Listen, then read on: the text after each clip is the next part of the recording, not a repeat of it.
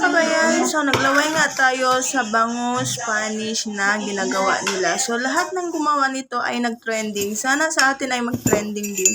So ayan, bago tayo magsimula, kumain muna tayo. Thank you Lord sa blessing. So ayan yung pandesal namin na matigas. So lumambot naman siya nung ininit ko ulit. So, nag-try lang din kami niyan, yung nagtirang agina doon sa niluto namin. So, nag-try kami gumawa ng pandesal.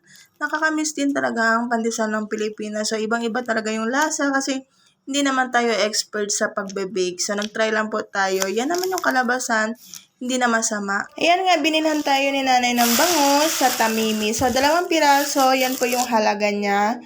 So, isa lang po yung ginawa na. Yan lang muna kasi nga marami tayong kakain yan. Yung iba is ginawa din namin ng ibang potahe. So, mag-start naman tayo is linisin muna yung bangus. Nilagyan ko ng lemon at saka asin para mawala yung lansa. Kasi dito sa bahay is allergic talaga sila sa isda. So, binabad muna natin yan sa may asin ng ilang minuto or nasa 2 oras ko siguro yan binabad sa may asin. So, lininisin muna natin yung bangus. Nataghatak ko muna yan siya para lumagatok yung buto niya. So, gusto ko yan marinig, yung tumutunog yung buto. So, ayan nga, kiniskisan ko yan siya. Kinaliskis ko. Pero nakadepende naman sa inyo kung gusto nyo magkaliskis o hindi.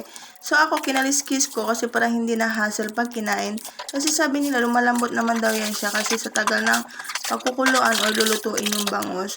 So, dahil ganyan lang yung kaliit yung kutsilyo natin, sisikapin natin yan maputol ng unti-unti. So, tiyaga lang. Pag may tiyaga, may sponge na bangus.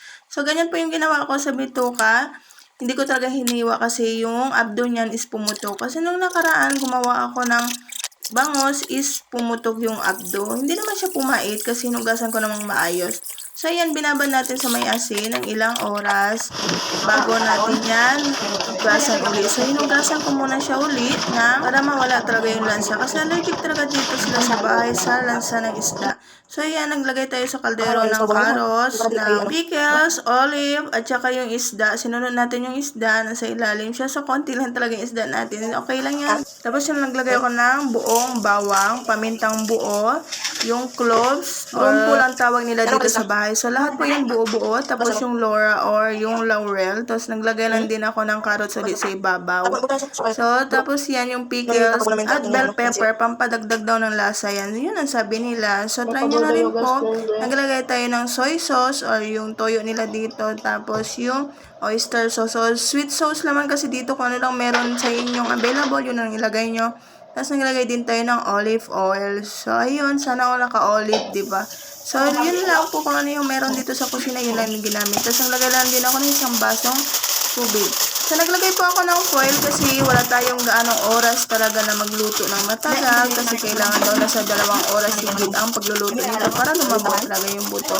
So, gumamit po ako ng gas tier is yung foil para mabilis po siyang maluto kasi para hindi tayo mahuli ng pulis at saka para hindi siya sumingaw. So, ayun na nga yung finished product natin. O, diba? Sarap. Try nyo na rin po at magugustuhan nyo po. Promise. So, ayan. Kinagabihan ay naglinis po kami ng flooring kasi pinalinis sa amin ni nanay ito ng ilang araw na pero ngayon lang namin nilinis kasi nga ay yung kanal namin dito sa loob ng bahay ay umawa. So, mabaho talaga kanina. So, ayan, ang ginawa namin is nilinisan na talaga namin. So, ayun. Thank you for watching. Salamat po sa Diyos. See you sa next video. Ingatan po naman tayo mga kapwa kong kadama. Salamat po sa Diyos.